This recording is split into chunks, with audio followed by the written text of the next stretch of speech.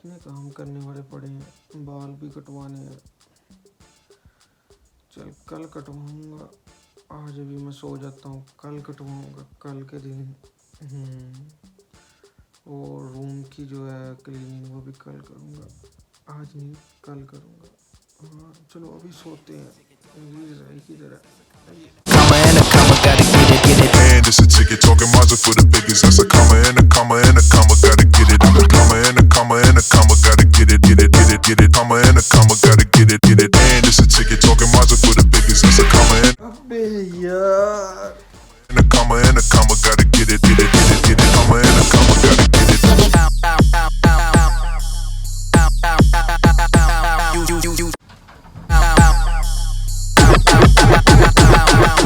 And it's a ticket, talking and a comma, gotta get it. Comma and a comma and a comma, gotta get it, get it. अस्सलामुअलैकुम, welcome back to ऐसे vlogs and thank you for coming back. तो भाई जो मुझे comment आया था ना कल का, तो उसका पिछली वीडियो में कमेंट आया था तो उसकी बात करेंगे। अभी गले को पता नहीं क्या हो रहा है। तो पिछली वीडियो में जो कमेंट आया था, पहले ये बंद कर लें विंडो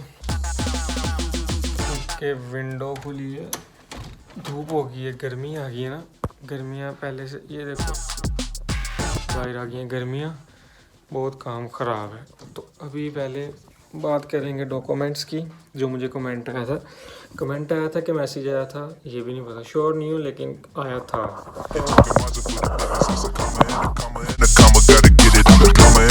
हाँ, कौन से डॉक्यूमेंट्स के लिए आप लोगों को ज़रूरी है, क्या क्या चीज़ें आप लोगों को चाहिए होती हैं जब आप लोग इधर आते हो, तो उसी के बारे में आज बात करेंगे। इसको पहले इधर कर ले।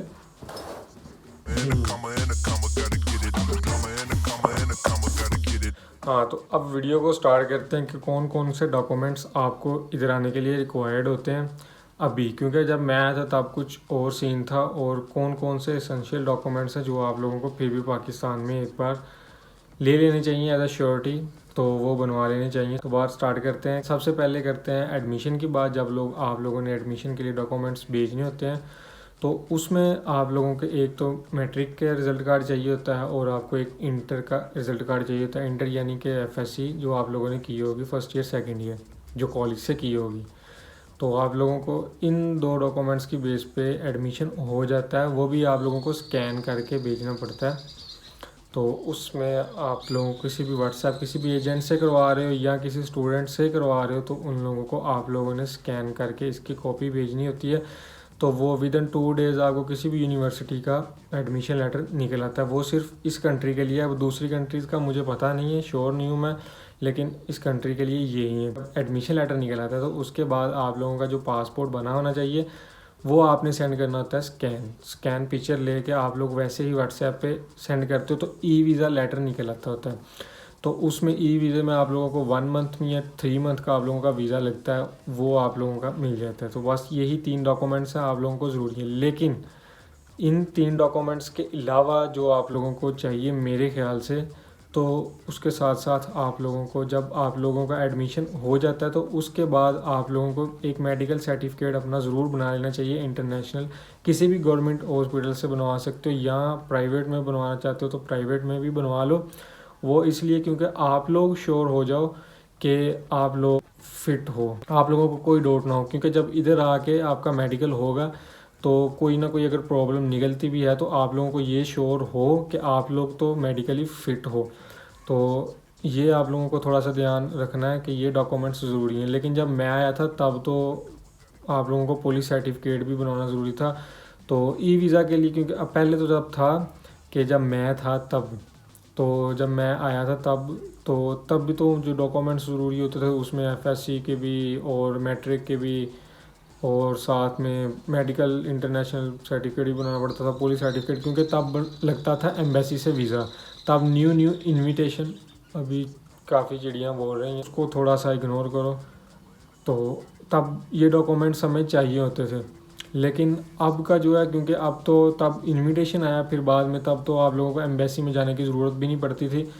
फिर उसके बाद अब ई वीज़ा आ गया जो और आसानी से मिल जाता है। ऑनलाइन वीज़ा मिल जाता है विदिन 2-3-4 वर्किंग डेज़ में आ जाता है, लेकिन 10 डेज़ वर्किंग डेज़ तो ये लेते ही हैं, 10 to 15 वर्किंग डेज़ तो उसी में आ जाता है, क्योंकि कभी बार डिले हो जाता है तो इसलिए थोड़ा सा ऊपर टाइम लेना पड़ता है इनको, जिसकी वजह से थोड़ा आप उनका भी प्रोसेस चलता रहता है, तो ईज़िली कोई परेशानी भी ना हो आप लोगों को और उनको भी, तो इसीलिए आप लोगों को इतने डेज़ का टाइम ड्यूरेशन देते ही हैं यूनिवर्सिटी वाले। तो क्योंकि आप लोग जो पहले फ़ीस लगती थी एडमिशन, क्योंकि फ्री होता था तो उसमें कोई चार्जेस नहीं है, क्योंकि जो चार्जेस लेते हैं तो वो वैसे ही उनको चार्जेस मत दो। इनविटेशन के लिए अगर तो इनविटेशन निकलता तब $300 लेते थे, वो भी एज अ श्योरिटी लेते थे कि आप लोग अगर किसी एजेंट के थ्रू करवा रहे हो तो उसने तो लेने ही लेने, लेकिन अगर आप किसी स्टूडेंट अपने जानने वाले के थ्रू करवा रहे हो तो वो आपसे कम भी कर सकता है $300। तो ऐसा भी है, क्योंकि जब एजेंट से आप लोग करवाओगे तो वो $300 से ज़्यादा भी ले सकता है, क्योंकि उसके अपने चार्जेस हैं बीच में, तो वो उनका अपना हिसाब किताब है। लेकिन अगर आप स्टूडेंट से करवाते हो किसी से एडमिशन तो इससे कम चार्जेस भी हैं। अगर ई वीज़ा है तो और भी कम चार्जेस हैं, ई वीज़ा के बेनिफिट्स भी हैं, क्योंकि इनविटेशन के लिए जब आप लोगों का इनविटेशन निकल जाता था तो विदिन 15 डेज़ में इनविटेशन आने के बाद आप लोग यहाँ पे एयरपोर्ट पे आते थे तो यहाँ पे आपको वीज़ा लगवाना पड़ता था, तो वो अलग से चार्जेस पे करने पड़ते थे। इसमें ये होता था कि $300 आपको तो वहाँ पे करने पड़ते थे, लेकिन एयरपोर्ट में भी आप लोगों को $80 to $100 पे करने ही पड़ते थे। अगर आप 1 मंथ का करवाते थे तो $80 के समथिंग आता था उसका खर्चा, और $100 का 3 मंथ के लिए वीज़ा लगता होता था इधर एयरपोर्ट पे। तो अब ई वीज़े का ये था, ई वीज़ा का ये सहूलत थी कि ई वीज़ा के चार्जेस वैसे तो कम है एज कम्पेयर टू इनविटेशन के चार्ज। वो भी इसलिए लेते हैं क्योंकि अगर आप लोग नहीं आते हो ई वीज़ा पे या आप लोग इनविटेशन पे नहीं आते हो तो भाई वो तो आप लोगों को देना पड़ेगा, लेकिन university on behalf of student आप लोगों को ई वीज़ा निकाल देती है, वो भी फ्री। तो फिर आपको चार्जेस देने पड़ते हैं। अगर आप लोग नहीं आते हो तो जो स्टूडेंट ने जिस भी लड़के ने आप लोगों का एडमिशन करवाया होगा तो उसको चार्जेस पे करने ही पड़ेंगे आप लोगों के। तो इसीलिए एज अ श्योरिटी वो लेते ही लेते हैं, लेकिन फिर भी वो फ़ीस में इंक्लूड होता ही है। किसी भी यूनिवर्सिटी का अगर आप ऑफिशियल फ़ीस स्ट्रक्चर देखो तो उन्होंने भी कहा हुआ है कि आप लोगों ने ये इनविटेशन चार्जेस या ई वीज़ा चार्जेस वो लेने ही लेने हैं।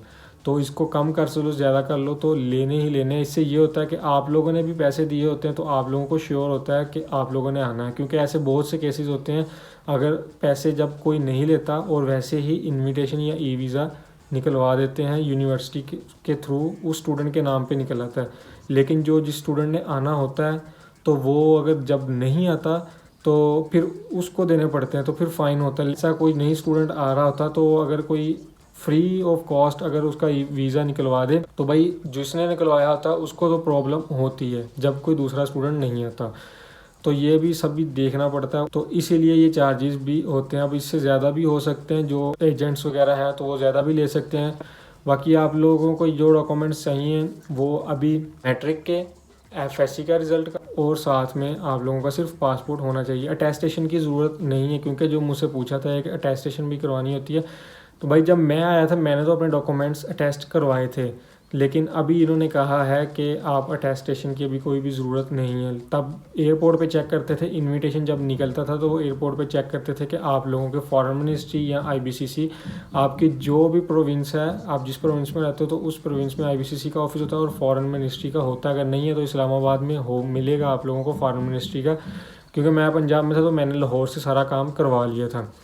तो यहाँ से आप लोगों को जाके अपने अटेस्टेशन करवाने पड़ते थे डॉक्यूमेंट्स पहले, लेकिन अभी ऐसा चक्कर नहीं है अभी भी। लेकिन अगर आप करवाना चाहो तो अपनी श्योरिटी के लिए अपने ओरिजिनल डॉक्यूमेंट्स वो करवाओ, जो आप लोगों की फ़ोटो कॉपीज़ हैं वो मत करवाओ, क्योंकि एज अ श्योरिटी अगर आप लोगों को एयरपोर्ट पे पूछ लेते हैं कि आप लोग कहाँ जा रहे हो, अपनी डिग्रीज चेक करवाओ, क्योंकि इमिग्रेशन पे ये आप लोगों को सवाल पूछेंगे।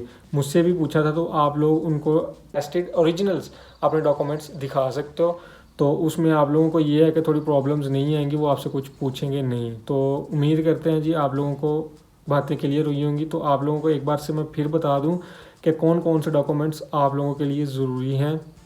उनमें सबसे पहला डॉक्यूमेंट्स आप लोगों को मैट्रिक के, आपको जो सनद है या रिज़ल्ट कार्ड वो, और आपकी FSC की सनद या रिज़ल्ट कार्ड, ये 2 सिर्फ एडमिशन के लिए ज़रूरी होते हैं। और साथ में आप लोगों को पासपोर्ट चाहिए होता है, तो पासपोर्ट पे आपका इन्विटेशन आता है।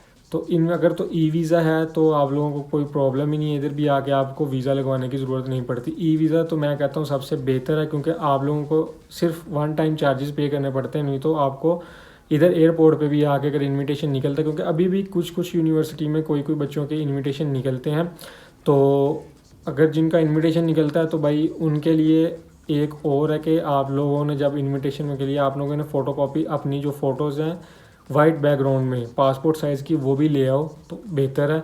क्योंकि इधर से आओगे तो जब शुरू में आते हो तो तब आप लोगों को कुछ पता नहीं होता, तो आप लोगों को, क्योंकि जब इधर आके दोबारा आपने सारे जो डॉक्यूमेंट्स है कॉन्ट्रैक्ट वगैरह साइन करने होते हैं, तो उसमें आप लोगों की फ़ोटोज़ लगती हैं, फ़ोटोकॉपीज़ कही जा रहा हूँ, फ़ोटोज़ लगती हैं आप लोगों की अपनी पासपोर्ट साइज़ की वाइट बैकग्राउंड की, क्योंकि ब्लू बैकग्राउंड आपका इंटरनेशनल नहीं चलती, तो वाइट बैकग्राउंड की आप लोगों ने याद रखना है कि 8-10 फ़ोटोज़ ले आओ तो बेहतर है, इससे आप लोगों को प्रॉब्लम नहीं होगी इधर।